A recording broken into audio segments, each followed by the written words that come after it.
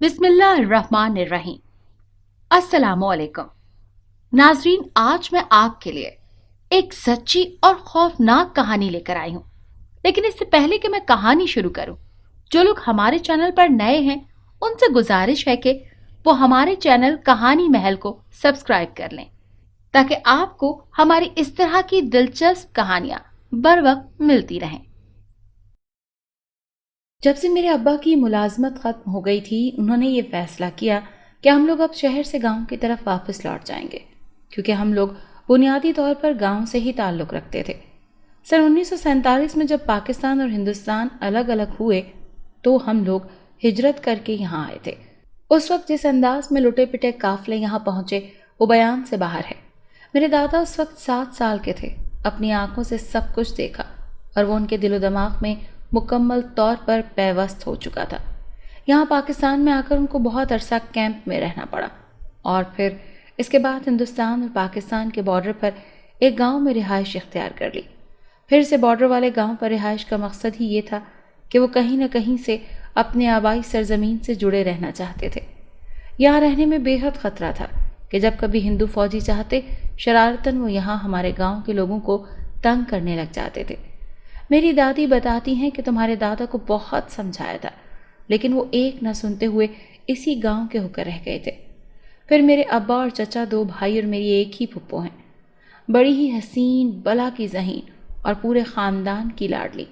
दादा बताते हैं कि मैंने यही चाहा कि जो इनके एक चचाजाद भाई हिंदुस्तान में रह गए थे वो किसी तरह पाकिस्तान में आ जाते तो वो इनको अपनी बेटी का रिश्ता दे देते, लेकिन ऐसा कभी ना हुआ, जिसके बिना पर उन्हें ख़ानदान से बाहर लेकिन अपनी ही बिरादरी में शादी करना पड़ी। वैसे तो बड़ी खुशहाल थी, लेकिन कभी भी उन पे चुप का ऐसा दौरा पड़ता कि मानो कई दिन तक वो इस कैफियत से बाहर ही नहीं आ सकती थी। फिर एक दिन वो कुएं में छलांग लगाकर इस दुनिया से रुखसत हो गईं। ये सानहा हमारे ख़ानदान के लिए इस कदर अजियतनाक था कि हमारी आइंदा आने वाली नस्लें भी इससे बेहद मुतासर हुईं। फुप्पो की बेवक्त और इस कदर बेरहम मौत ने बहुत सारे सवाल उठा दिए थे, जो लोगों के लिए जिनके जवाब देते देते मेरे दादा दादी इस दुनिया से चले गए, लेकिन लोगों को उनके सवालों के जवाब न मिल सके।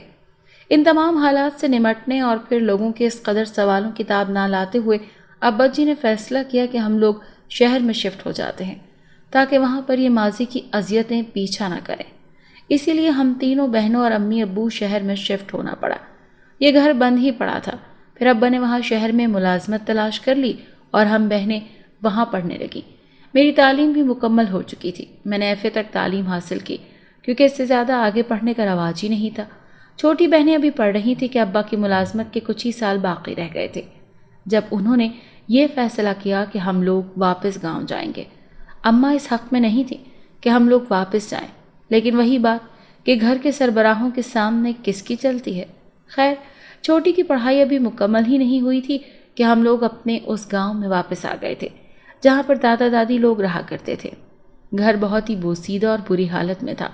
अम्मा ने यह कहा कि कम से कम आने से पहले यहाँ कोई रंगो रोगन ही करवा देते, तो अब्बू का ये मुख्तसर सा सवाल का जवाब आया कि अच्छा हो जाएगा रंगो रोगन भी। आज इस घर में आए हुए तीसरा दिन था जब हमारे हमसाए, जो दूर पार के रिश्तेदार भी लगते थे, वो हम लोगों से मिलने के लिए आ गए। इनमें एक मर्द जो मेरे वालिद के चचाजाद भाई भी लगते थे और साथ में उनकी बीवी थी। वो जैसे ही घर में दाखिल हुए मुझे देखते हुए कहने लगी कि अरे, ये तो बिल्कुल ही सकीना पे गई है। सकीना मेरी मरहूम फुप्पो थी। देखो तो सही कैसे चलती चली गई, हराम मौत मरकर। वो तो अच्छा हुआ कि तुम लोग यहाँ से चले गए, वरना। अच्छा अब बस भी करो, चचा ने चची को चुप करवाते हुए कहा। अरे मैं तो ऐसे ही कह रही थी, चची ने मुंह बसोड़ते हुए जवाब दिया। अम्मा ने अब्बा की तरफ देखा और अब्बा अगले ही लम्हे चचा से बातें करने में मसरूफ़ हो गए। वो लोग काफ़ी देर बैठे रहे और जाते जाते हमें भी अपने घर आने की दावत दे गए। हकीकत तो ये थी कि मैं इस घर में आकर ज़रा भी खुश नहीं थी। पूरे गांव वालों को ज़िंदगी के 30 साल गुजारने के बाद भी वो किस्सा नहीं भूला था। अम्मा, हम यहाँ क्यों आ गए हैं? मैं अक्सर दिल बर्दाश्ता होकर अम्मा से सवाल करती और हमेशा से आगे से अब्बा ही जवाब देते, क्योंकि यहाँ मेरे आबा व अजदाद की निशानियाँ हैं, इसीलिए हम यहाँ आ गए हैं। अब्बा से मुझे हमेशा से ही डर लगता था, इसीलिए चुप रहने में ही आफियत थी। मैं तो घर से भी बहुत कम बाहर निकलती थी, लेकिन आज शाम को हम लोगों को चचा के घर जाना था कि उन्होंने खाने पर बुलाया हुआ था। ہم لوگ جب ان کے گھر میں پہنچے تو چچی نے ہمارا استقبال کیا اور دیکھتے ہی کہنے لگی کہ ہیرا نے یہ جو جوڑا پہنا ہوا ہے نا، اللہ بخشے سکینہ کو بھی یہ رنگ بڑا ہی پسند ہوتا تھا۔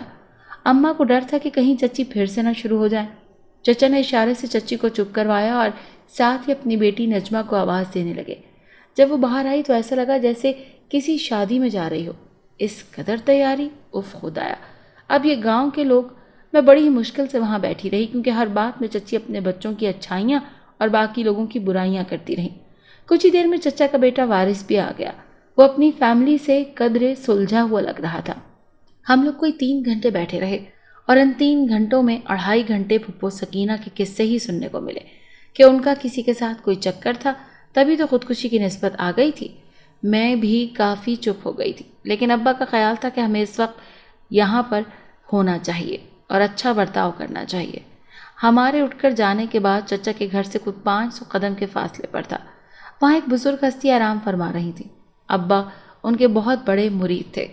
جیسے ہی ہم لوگ وہاں داخل ہوئے، وہاں پر ایک عجیب سا سکون مجھے ملا، جیسے کہ گرم تپتی دھوپ میں کھڑے ہونے کے بعد سایہ کس قدر ٹھنڈک دیتا ہو، بالکل ویسا ہی سکون۔ ادارے کے عین وسط میں بزرگ ابدی نیند سو رہے تھے اور ان کی مخالف سمت میں ایک کنواں بھی تھا، جہاں سے لوگ کبھی کسی زمانے میں پانی بھر کر اپنی ضروریات کو پورا کرتے تھے۔ میں نے دعائیں وغیرہ مانگی اور کنویں کے پاس چلی گئی۔ جیسے ہی اندر جھانکا، ایک عجیب سی ہولناکی سی محسوس ہوئی۔ ایک دم سے پیچھے ہٹ گئی، لیکن کچھ ہی دیر گزری ہوگی کہ مجھے ایسا لگا جیسے کوئی عکس اس کنویں میں بنا ہوا تھا۔ میں جلدی سے امی کے پاس آ گئی، لیکن وہ عکس میرے ذہن میں چھا گیا۔ ہم لوگ کچھ دیر وہاں ٹھہرے اور پھر وہاں سے واپس آ گئے۔ اب دل کو سمجھا لیا تھا کہ اگر اسی جگہ پہ رہنا ہے تو پھر اسی جگہ پہ دل لگانا ہوگا، کیونکہ اب ابا تو کسی بھی قیمت پر یہاں سے کہیں نہیں جائیں گے۔ ہم لوگ گھر واپس آ گئے اور سونے کے لیے میں اپنے کمرے میں چلے گئے۔ چھوٹی بہن اماں کے پاس سوتی تھی۔ ہیرا، آپی، یہ گاؤں کس قدر گندا ہے نا، ہم لوگ شہر میں کتنے سکون سے رہ رہے تھے۔ کوئی بات نہیں، سکون تو گھر والوں سے ہوتا ہے نا، تو پھر ہمارے گھر والے تو ہمارے ساتھ ہی ہیں، میں نے چھوٹی بہن کو سمجھاتے ہوئے کہا۔ لیکن وہ پوری رات شہر اور اس میں موجود اپنے گھر کی باتیں کرتی رہی۔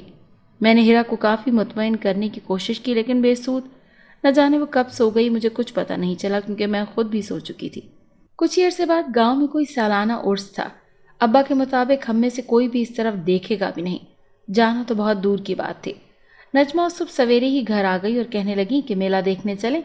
میں نے کہا نہیں، ابا نے بڑی سختی سے منع کیا ہے۔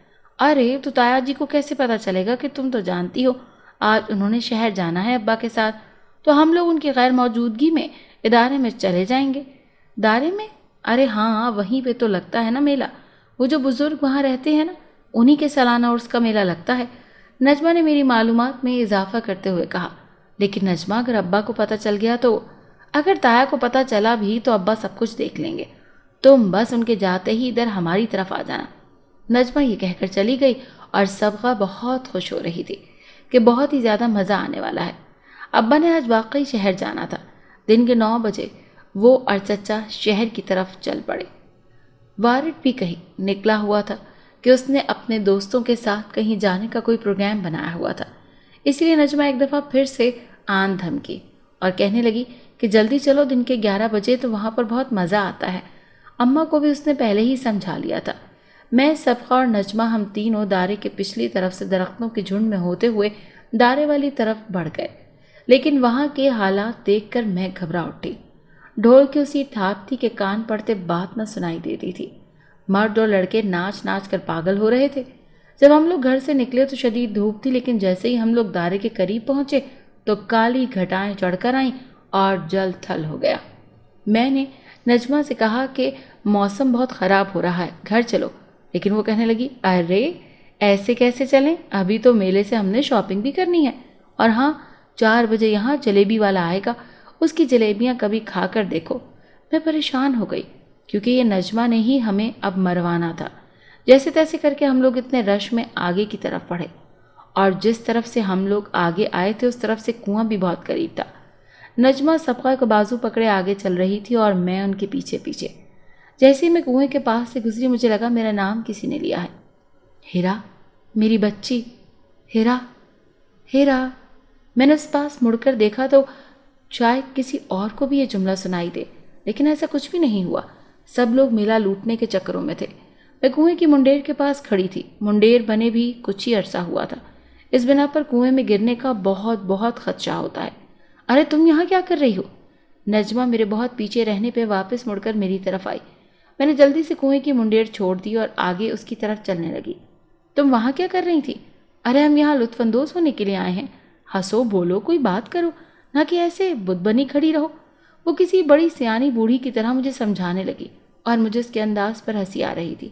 کھلونے بھی لے کر سبقہ کو دیے، جھولے بھی لیے اور اب جلیبی کا انتظار ہے۔ جیسے ہی 3 بجے شور مچ گیا، جلیبی والا آ گیا۔ گاؤں میں 3 بجے ہی دھوپ ڈھلنے لگ جاتی ہے۔ میں نے نجمی سے کہا کہ اب چلو گھر چلتے ہیں، لیکن ابھی اس کا کوئی بھی ارادہ نہیں تھا۔ وہ ابھی کچھ دیر اور یہاں ٹھہرنا چاہتی تھی۔ وہ ہمیں ساتھ ساتھ بتاتی بھی جا رہی تھی کہ یہ میلہ صدیوں پرانا ہے، یہاں پر لوگ بڑی دور دور سے منتیں مانگنے آتے ہیں، چڑھاوے چڑھاتے ہیں۔ اچھا بس اب چلو گھر۔ مجھے اس کی باتوں میں کوئی دلچسپی اس وقت تو خیر نظر نہیں آ رہی تھی۔ پتہ نہیں کہاں سے ایک دم سے وارث نکل کے آ گیا۔ ہمیں پتہ ہی نہ چلا جب وہ ہمارے سروں پر آ کے کھڑا ہو گیا اور دھاڑ کر بولا۔ نجمہ کے ہوش بحال ہوئے اور وہ ڈرتے ہوئے کہنے لگی، بھائی ہم لوگ بس جا ہی رہی تھی۔ ہم لوگ جلدی سے اسی راستے پر واپس گھر کی طرف بھاگی۔ اس وقت عصر کی اذانیں ہو چکی تھی۔ میں جب اس کنویں کے پاس سے گزری تو وہیں سے پھر کسی نے میرا نام لیا، لیکن اس دفعہ یہ کوئی مردانہ آواز تھی، لیکن اس کا نام لینے کا انداز وہی تھا جو پہلے اس نسوانی آواز کا تھا۔ اب کی دفعہ تو میں شدید ڈری اور پیچھے مڑ کر بالکل بھی نہیں دیکھا اور سیدھا گھر جا کر ہی دم لیا۔ وارث ہم لوگوں کے بالکل پیچھے تھا۔ وہ غصے میں لال پیلا ہو رہا تھا۔ اس کا سارا غصہ مجھ پر تھا کہ نجمہ تو بیوقوف ہے، لیکن آپ تو سمجھدار ہیں نا، پھر آپ کیوں چل پڑی اس کے ساتھ؟ ابھی ہم رستے میں ہی تھے کہ ایک باولے سے کتے نے ہمیں دیکھ کر بھونکنا شروع کر دیا۔ اس کو دیکھ کر وارث کو مزید تپ چڑھ گئی، لیکن جیسے ہی میں اس کتے کے پاس سے گزری وہ بالکل چپ کر گیا۔ ہم لوگ گھر پہنچ چکی تھیں۔ اب بس یہی دعا تھی کہ ابا اور چچا ابھی تک گھر نہ آئے ہوں۔ قبولیت کی کوئی گھڑی تھی، وہ لوگ ابھی تک نہیں آئے ہوئے تھے۔ میں نے شکر کا کلمہ پڑھا۔ ہم لوگ گھر میں آئے تو اماں کو وارث کہنے لگا کہ تائی جان آپ بھی نے ان کو روک نہ سکیں۔ وہ کچھ دیر تک یوں ہی غصے سے بلبلا کر واپس چلا گیا۔ میں شرمندہ سی وہاں بیٹھی ہوئی تھی، پھر اٹھ کر اماں کے ساتھ کچھ کام کاج کروانے لگی۔ ابا رات کو دیر سے گھر آئے تھے، اسی لیے سب کچھ خیر و عافیت سے ہو گیا۔ کچھ دنوں کے بعد ابا کے ہاتھ میں ایک دعوت نامہ تھا، جو ابا نے بتایا کہ ہمارے رشتے میں ماموں لگتے ہیں، ان کے پوتے کی شادی ہے، اسی لیے سب نے جانا تھا۔ شادی ٹھیک 1 ہفتے کے بعد تھی۔ اس دوران ابا نے سب کو نئے کپڑے لے کر دیے۔ پورا خاندان کہتا تھا کہ میں ساری کی ساری مرحوم پھپھو جیسی ہوں اور میری ساری عادتیں بھی ویسی تھیں۔ میں نے شادی پہ جانے کے لیے جو جوڑا پسند کیا اس کا رنگ گہرے نارنجی رنگ کا تھا۔ میں جب وہ جوڑا گھر لے کر آئی تو ابا نہ جانے کیوں بہت اداس ہو گئے، شاید وہ بہن کو یاد کر رہے تھے۔ 1 ہفتہ یوں ہی گزر گیا اور ہم چچا کی فیملی شادی پر چلے گئے۔ جو ہی میں نے وہ جوڑا پہنا تو مجھے ایسے لگا کوئی مجھے دیکھ کر مسکرا رہا ہے اور کہہ رہا ہے کہ اس جوڑے میں تو بالکل سکینہ ہی لگ رہی ہو۔ ابا جی میرا وہ جوڑا دیکھ کر کچھ دیر کو بولے ہی نہیں کچھ۔ شادی خیر و عافیت سے سر انجام پا رہی تھی۔ نکاح کے وقت نجمہ کو لگا کہ وہاں قریب جا کر نکاح دیکھنا چاہیے۔ میں اس کا بازو پکڑتی ہی رہ گئی، لیکن وہ کہاں سننے والی تھی۔ نکاح دیکھنا چاہیے تو بس دیکھنا چاہیے۔ ہم دلہن والے کمرے میں چلے گئے جہاں اس کے والد مولوی صاحب اور اس کی والدہ موجود تھی۔ جیسے ہی مولوی صاحب نے پوچھا قبول ہے تو مجھے علم ہی نہیں کہ میرے منہ سے کیسے نکل گیا بے خیالی میں کہ قبول ہے۔ میں نے دلہن کے ساتھ 3 دفعہ یہی الفاظ بولے۔ میں خود ہی ہنس بھی رہی تھی، لیکن میں اس لمحے کے بے اختیار تھی۔ نکاح جیسے ہی ختم ہوا تو نجمہ نے کہا آؤ دلہن دیکھتے ہیں۔ وہ آگے بڑھی اور اس کا گھونگھٹ اٹھا دیا۔ جیسے ہی گھونگھٹ اٹھایا میرے پیروں تلے سے زمین نکل گئی، کیونکہ یہ تو بالکل وہی دلہن تھی جس کا عکس میں نے اس دن کنویں میں دیکھا تھا۔ میرے پسینے چھوٹ گئے اور میں بھاگم بھاگ اماں کے پاس آ کر بیٹھ گئی۔ وہ میری یہ حالت دیکھ کر شدید گھبرا گئی۔ کیا ہوا ہیرا؟ اماں وہ دلہن وہی ہے، وہ جو اماں وہ میرے منہ سے بات نکلنی مشکل ترین ہو رہی تھی۔ اماں نے مجھے اس حالت میں پہلی دفعہ دیکھا تھا اور پریشان ہو رہی تھی کہ ہوا کیا ہے۔ ارے جب یہ سکینہ جیسے کپڑے اس رنگ والے پہنے گی تو پھر ایسا ہی ہوگا نا۔ چچی نے پاس سے لقمہ دینا مناسب سمجھا۔ اماں نے گھور کر چچی کو دیکھا۔ اتنی دیر میں میرے سارے کپڑے پسینے سے شرابور ہو چکے تھے۔ چچی کو جب لگا کہ میری طبیعت زیادہ خراب ہو رہی ہے تو وہ بھاگ کر باہر مردوں والی طرف گئیں اور وارث سے کہا کہ کہیں سے کوئی جوس لے آؤ۔ وہ کچھ ہی دیر میں شاپر بھر کر کچھ ٹھنڈی چیزیں لے آیا اور خود اندر دینے آیا۔ جیسے ہی اس کی نظر مجھ پر پڑی تو وہ کہنے لگا اس کی طبیعت زیادہ خراب ہو رہی ہے، اسے یہاں قریب کے ایک ڈاکٹر کے پاس لے چلتے ہیں۔ وہ مجھے دیکھ کر کچھ گھبرا گیا۔ اماں نے کہا اپنے تایا کو بلا لاؤ۔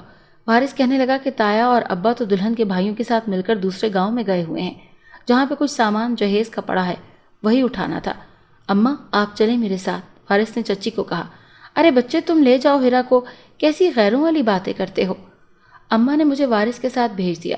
ہم دونوں اس کی بائک پر گئے۔ وہ رستے میں مکمل خاموش تھا، لیکن کلینک کے پاس جا کر اس نے پوچھا کہ آپ کو کیا ہوا ہے؟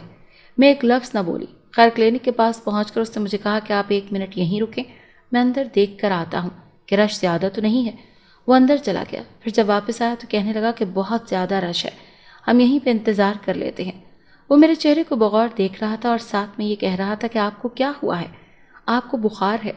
اس کے سوال پر میں نے بس ایک دفعہ اس کی طرف نظر اٹھا کر دیکھا۔ اس کے ساتھ کوئی اتنی خاص بات چیت نہیں تھی میری، لیکن جس انداز میں وہ مجھے تسلیاں دے رہا تھا وہ قابل تحسین تھا۔ آپ بالکل بھی پریشان نہ ہوں، آپ لوگوں کو گاؤں میں آ کر کچھ پریشانی ہو رہی ہے، لیکن آہستہ آہستہ سب کچھ ٹھیک ہو جائے گا۔ اسی اثنا میں ہم لوگ ڈاکٹر کے پاس گئے، اس نے چیک اپ کے بعد دوائیاں دے دیں۔ ہم لوگ جب واپس آئے تو اماں نے چچی سے کہا کہ میری بچی کے گاؤں کے ماحول میں شاید خوش نہیں ہے۔ چچی نے محض سر ہلانے پر اکتفا کیا۔ رات کو ہم لوگ کافی دیر سے گھر واپس آئے۔ مجھے شدید بخار ہو چکا تھا۔ میں کمرے میں تھی جب ابا آئے اور کہنے لگے کہ ہیرا بہادر بنو بچی، معمولی بخار ہے اتر جائے گا۔ ابا پھپھو نے یہ سب کیوں کیا تھا؟ میرے اس اچانک سوال پر ابا اٹھتے اٹھتے بیٹھ گئے اور میرے چہرے کی طرف بڑے غور سے دیکھ کر کہنے لگے، تم ہو نا میری سکینہ، میرے پاس ہی تو ہو، اسی لیے ماضی کی کوئی بات بھی کرنے کی ضرورت نہیں۔ ابا جی نے جواب میں میری خلش مزید بڑھا دی۔ میرا بخار کچھ ہی دنوں میں اتر گیا۔ میں اب شام کو اماں کے ساتھ باہر واک پر بھی جانے لگ گئی تھی۔ ہم لوگ مغرب کے بعد جاتے اور 1 گھنٹے بعد واپس آتے، لیکن میں نے ایک بات محسوس کی کہ جیسے جیسے ہم لوگ باہر آتے جاتے ہیں میری طبیعت کچھ بگڑنے لگ گئی تھی۔ اماں کہتی تھی کہ موسم بدل رہا ہے نا، اسی لیے۔ موسم بھی بدل رہا تھا، لیکن اس کے ساتھ ساتھ میری طبیعت زیادہ خراب ہوتی جا رہی تھی۔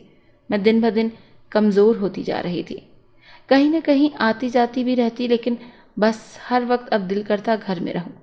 اماں مجھے دیکھ کر بہت کڑتی تھی۔ ایک دن ابا سے کہنے لگی کہ اسے شہر کسی اچھے ڈاکٹر کو دکھائیں۔ ابا نے کہا کہ کل لے جائیں گے اسے شہر۔ وہاں جا کر پورے دن کی کھجل خواری کے بعد ہمارا نمبر آیا اور جب ڈاکٹر ملا تو اس نے کہا کہ موسمی بخار ہے، اتر جائے گا، دوائیاں دے دیں۔ گھر آ کر سارا کورس ڈاکٹر کا بتایا ہوا شروع کر دیا، لیکن افاقہ ہونے کے بجائے پہلے سے زیادہ نقصان ہونے لگا۔ پورے گاؤں میں یہ بات پھیل گئی کہ ہیرا بہت بیمار پڑ گئی ہے۔ اماں کی ایک پرانی سہیلی تھی جو ہمارے گاؤں میں رہتی تھی، لیکن سب ان کی شادی ساتھ والے گاؤں میں ہو گئی تھی۔ وہ بھی مجھے دیکھنے کے لیے آئیں اور اماں سے کہنے لگی کہ کھجور والے دربار پر اس کو لے کر چلو، وہاں تو مردے بھی آنکھیں کھول دیتے ہیں۔ خالہ نے مجھے پہلے بھی کئی دفعہ دیکھا ہوا تھا۔ اس وقت اور اب میں زمین آسمان کا فرق تھا۔ اماں نے کہا کہ اس کے ابا نہیں مانتے، تو وہ کہنے لگی کہ ارے بچی کی جان چلی جائے اس بیماری میں تو پھر کیا کرو گے؟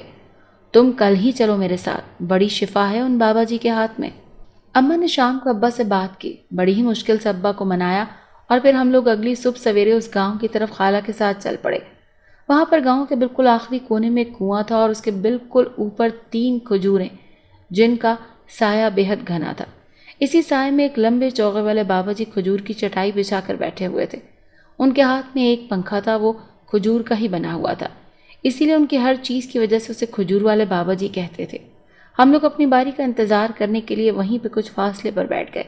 جب میری باری آئی تو انہوں نے مجھے دیکھتے ہوئے کہا کہ یہ لڑکی شادی شدہ ہے۔ اماں نے کہا نہیں، اس کی تو ابھی شادی نہیں ہوئی۔ وہ گرج کر کہنے لگے، میں پوچھ نہیں رہا، میں بتا رہا ہوں کہ اس لڑکی کی شادی ہو چکی ہے، اس کا شوہر ایک جن ہے۔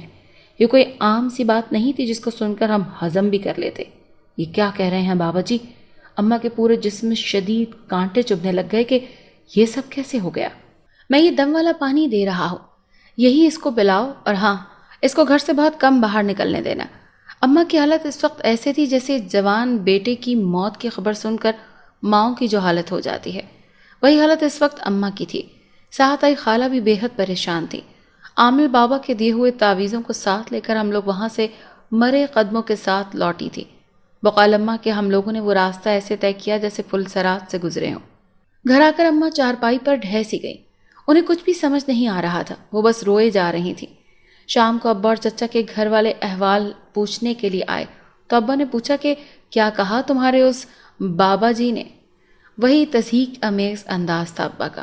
اماں منہ میں دوپٹے کا پلو دیے روئی جا رہی تھی کہ اچانک میری چیخیں نکل گئیں۔ میں اس قدر زور سے چیخ رہی تھی کہ وارث کے مطابق اس وقت نہر عبور کر رہا تھا اور وہاں پہ اس نے کوئی نسوانی چیخیں سنی تو یہی سمجھا کہ شاید کوئی سوتے میں ڈر گئی ہے، لیکن اس کے تو وہم و گمان میں بھی نہیں تھا کہ کیا ماجرا ہو چکا ہے۔ ابا نے اماں کی بات کا جواب سنے بنا ہی میری طرف بھاگنا شروع کر دیا۔ وہ جیسے ہی کمرے میں داخل ہوئے تو ان کی جان لبوں پر آ گئی۔ میں اس وقت دیوار پر چڑھنے کی کوشش کر رہی تھی۔ ہیرا، میری بچی نیچے آؤ، میری بچی، کیا ہوا ہے تمہیں؟ کیوں یہ سب کر رہی ہو؟ چچی نے جب مجھے اس حالت میں دیکھا تو ان کی آنکھیں ابل کر باہر آ گئیں۔ وہ سوچ بھی نہیں سکتی تھی کہ ہیرا کے ساتھ یہ سب کچھ ہو رہا ہے۔ میں نے جیسے ہی چچی کو دیکھا ان کی طرف لپکی اور ان کے سر کے بالوں کو زور سے کھینچنے لگی۔ وہ بے حد درد سے کرا رہی تھی۔ ارے چھوڑو مجھے ہیرا بیٹی، یہ کیا کر رہی ہو؟ لیکن میں ہوش میں نہیں تھی۔ بڑی مشکل سے میں نے ان کو چھوڑا اور ابا نے پاس چلی گئی۔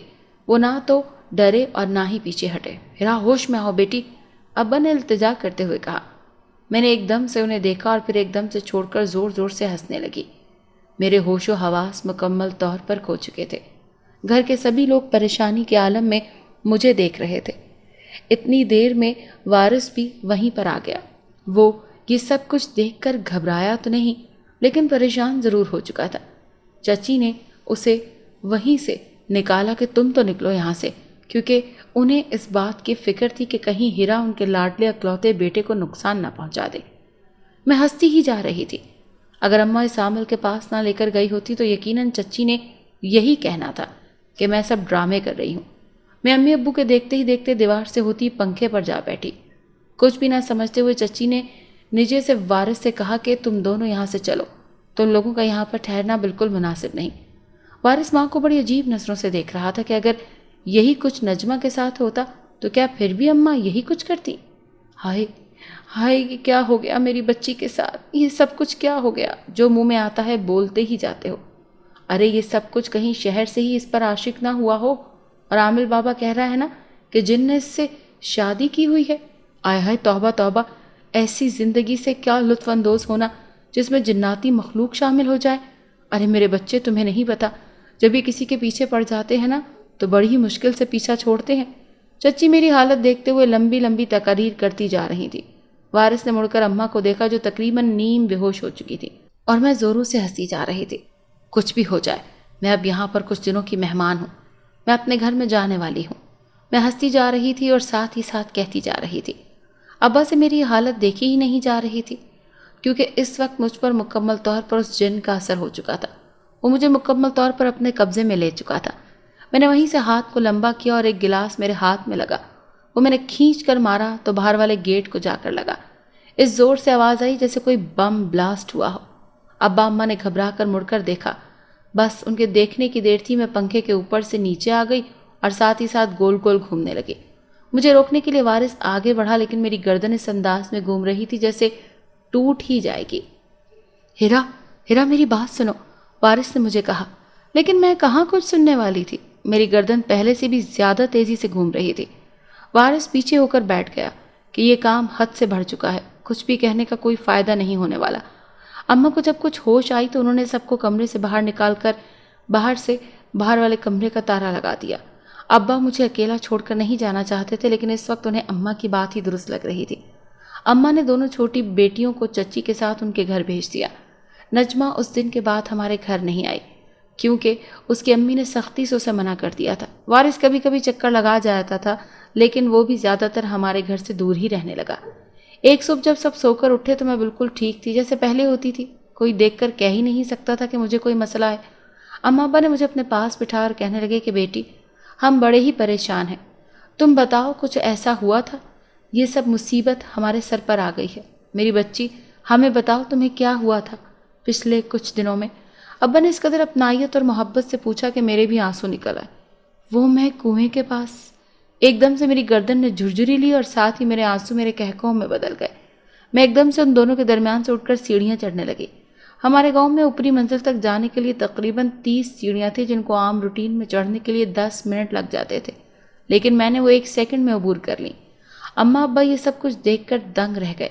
میں جیسے ہی چھت پر چڑھی، ساتھ والے چھت پہ وارث کھڑا تھا۔ وہ کوئی تار ٹھیک کر رہا تھا۔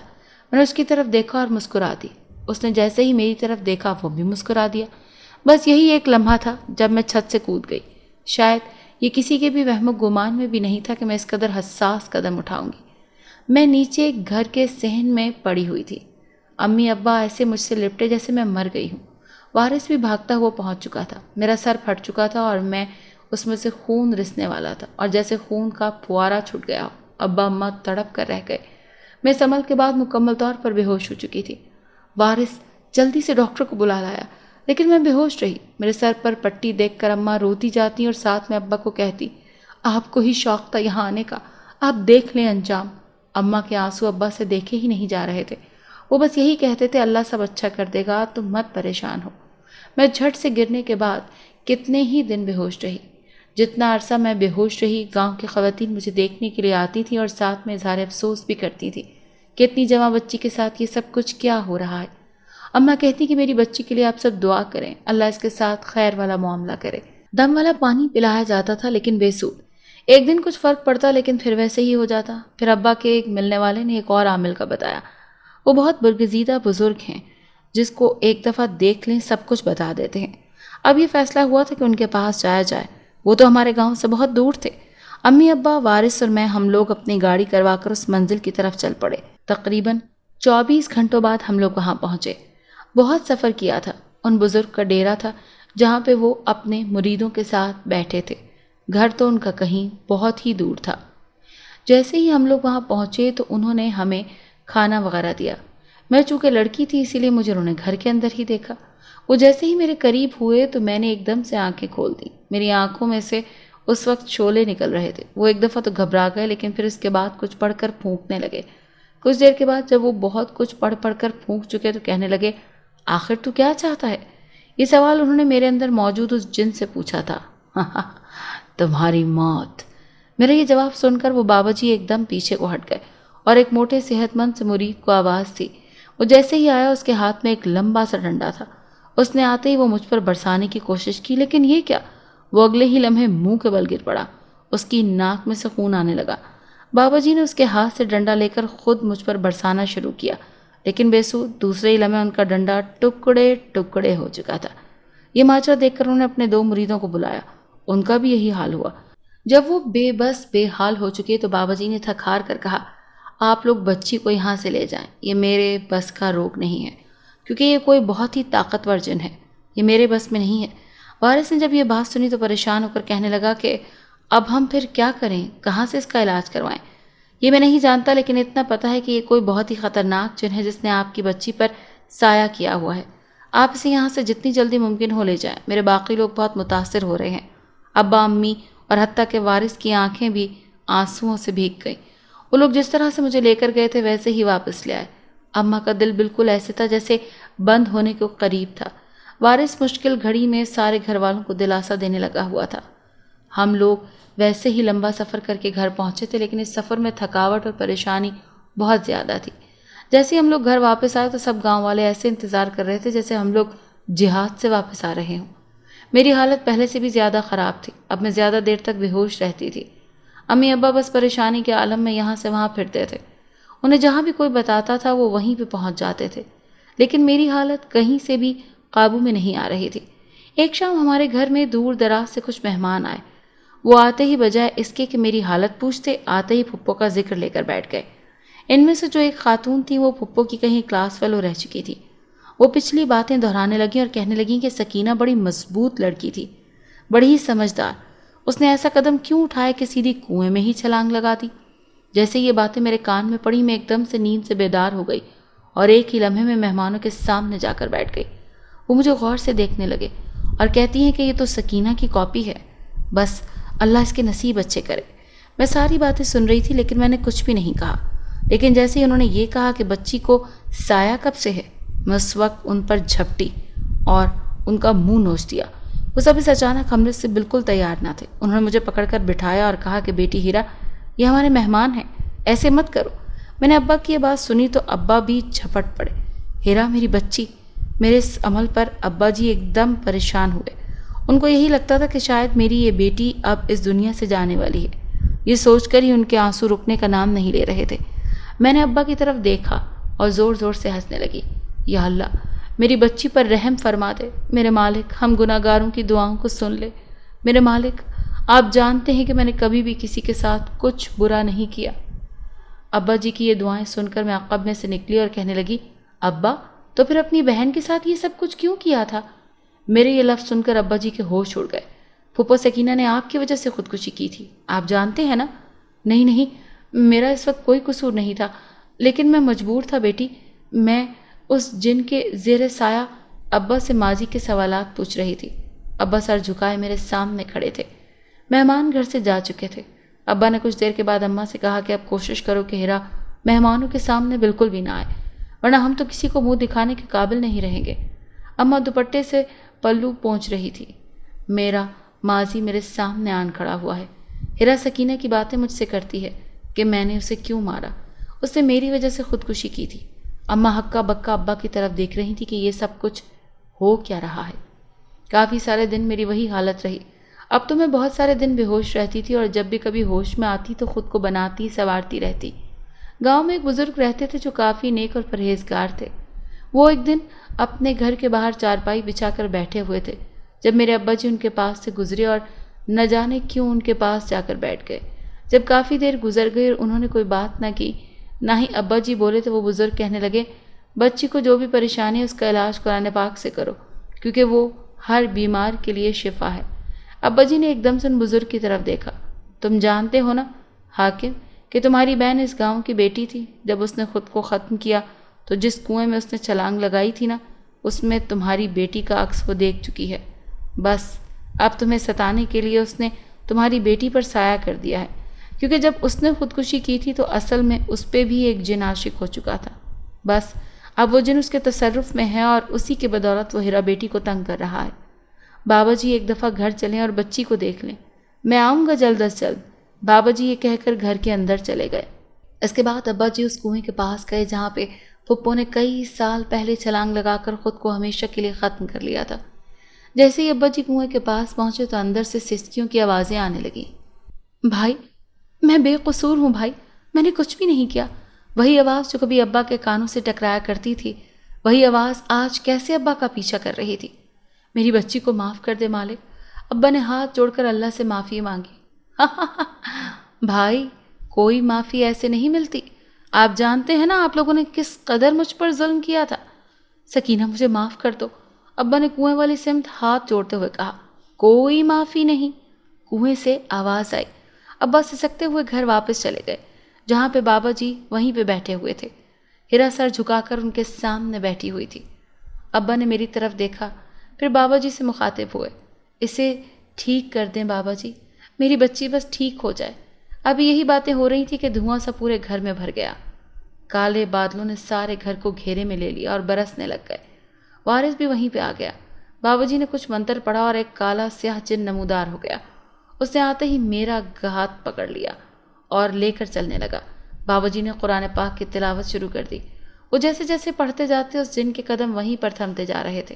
یہ میری بیوی ہے، میں نے اسے لے کر جانا ہے۔ یہ تمہاری بیوی نہیں ہے، بابا جی نے بڑی نرمی سے کہا۔ اس نے میرے ساتھ قبول ہے کہا ہے۔ جن اپنی بات پر بضد تھا۔ جب 2 ماہ بعد یہ لوگ ایک شادی میں گئے تھے تو اسی وقت میری بھی شادی ہو رہی تھی۔ یہ اس سجی ہوئی سیج پہ آ کر بیٹھ گئی تھی جس میں میں اور میری بیوی بیٹھے ہوئے تھے۔ پھر جب میرا نکاح ہو رہا تھا تو اس نے بھی ساتھ میں کہا، قبول ہے، قبول ہے۔ اب اسے میں اپنے ساتھ لے کر جاؤں گا اور پھر اسے اپنا غلام بنا کر رکھوں گا، جیسے سکینہ کو رکھا ہوا ہے۔ ارے اس نے بھی یہی غلطی کی تھی نا کہ میرے باپ کے نکاح میں چلی گئی تھی۔ وہ جس قدر خوبصورت تھی اس پر تو کوئی بھی جن عاشق ہو سکتا تھا۔ وہ جن چیخ چیخ کر کہہ رہا تھا۔ بابا جی نے کہا کہ اس مسئلے کا صرف ایک ہی حل ہے کہ اسی وقت ہیرا کے ساتھ کوئی نکاح کر لے تو یہ جن ابھی اور اسی وقت ہمیشہ کے لیے اس کا پیچھا چھوڑ دے گا۔ اسی وقت کون شادی کرے گا ہیرا سے؟ جب سب لوگ یہ باتیں کر رہے تھے تو میری طبیعت پھر سے بگڑنے لگی تھی۔ میرے منہ سے ایک دم جھاگ نکلنے لگی۔ وارث پاس ہی کھڑا تھا، اس نے ابا جی سے کہا کہ وہ ہیرا سے ابھی اور اسی وقت نکاح کرنے کو راضی ہے۔ اسی اثنا میں چچی جی وہیں پہ آ گئی۔ وہ بیٹے کو موت کے منہ میں نہیں دھکیل سکتی تھی۔ چچی نے زار و قطار رونا شروع کر دیا۔ میں تمہیں یہ سب نہیں کرنے دوں گی، میں تقریباً بے ہوش ہی ہونے والی تھی جب بابا جی سے وارث نے کہا آپ نکاح شروع کروائیں۔ چچی روتی چیختی رہی لیکن وارث نے ان کی ایک نہ سنی۔ میرا نکاح وارث کے ساتھ ہو گیا۔ جیسے ہی میرا نکاح وارث کے ساتھ ہوا، جن سر میں خاک ڈالتا ہوا وہیں پہ لوٹ پوٹ ہونے لگا۔ وہ اس قدر شدت سے رو رہا تھا جیسے کوئی اس کا بہت پیارا مر چکا ہو۔ بابا جی نے بہت اونچی آواز میں تلاوت شروع کر دی۔ وہ سورہ یاسین پڑھ رہے تھے۔ جیسے جیسے وہ تلاوت اونچی آواز میں کرتے جاتے وہ جن پاگلوں کی طرح روتا جاتا۔ وہ ایک دم سے آگ کی لپیٹ میں آ گیا۔ بابا جی نے سورہ یاسین کے بعد سورہ رحمان کی تلاوت شروع کر دی۔ اب تو وہ مزید پاگل ہو رہا تھا۔ سارے گھر والے سہم کر آس پاس اسے دیکھ رہے تھے، کیونکہ وہ صرف مجھے باطنی آنکھ اور بابا جی کو ظاہری آنکھ سے نظر آ رہا تھا۔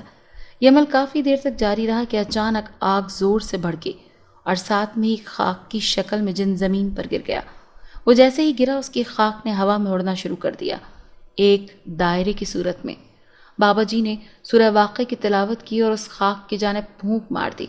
جیسے ہی وہ پھونک ہوا میں گئی، وہ خاک مکمل طور پر غائب ہو گئی۔ اس کے کچھ ہی دیر کے بعد پھپھو سکینہ سفید کپڑوں میں ملبوس میرے قریب آئیں، میرے ماتھے پر بوسہ دیا اور ساتھ میں مجھے الوداعی سلام کرتے ہوئے چلی گئیں۔ میرے چہرے پر ایک مسکراہٹ پھیل گئی اور میں نے آنکھیں آہستہ آہستہ کھولنی شروع کر دی۔ جیسے ہی میں نے پوری آنکھیں کھولی تو سب سے پہلے دکھنے والا چہرہ ابا اور اماں کا تھا۔ وہ تو رو رو کر بے حال ہو چکے تھے۔ پھر میں نے وارث کو دیکھا جو مجھے دیکھ کر مسکرا رہا تھا۔ اماں جلدی سے آگے بڑھی، میرے ماتھے پر بوسہ دیا۔ میں نے دونوں ہاتھ جوڑ کر ان سے معافی مانگی کہ میری وجہ سے ان کو اتنی تکلیف اٹھانی پڑی۔ ابا نے میرے ہاتھ چومے کہ بس اللہ سے معافی مانگو، بے شک وہ معاف کرنے والا ہے۔ سب کے چہروں پر مسکراہٹ پھیل چکی تھی۔ اگر آپ کو یہ کہانی اچھی لگی ہے تو اسے لائک کیجیے اور ہمارے چینل کہانی محل کو سبسکرائب کیجیے۔ اور ہاں، اگر آپ کے کسی دوست، رشتہ دار یا بہن کے ساتھ خدا نخواستہ اس طرح کا کوئی بھی واقعہ پیش آیا ہے تو ہمیں کامنٹ سیکشن میں اس کے بارے میں ضرور بتائیے۔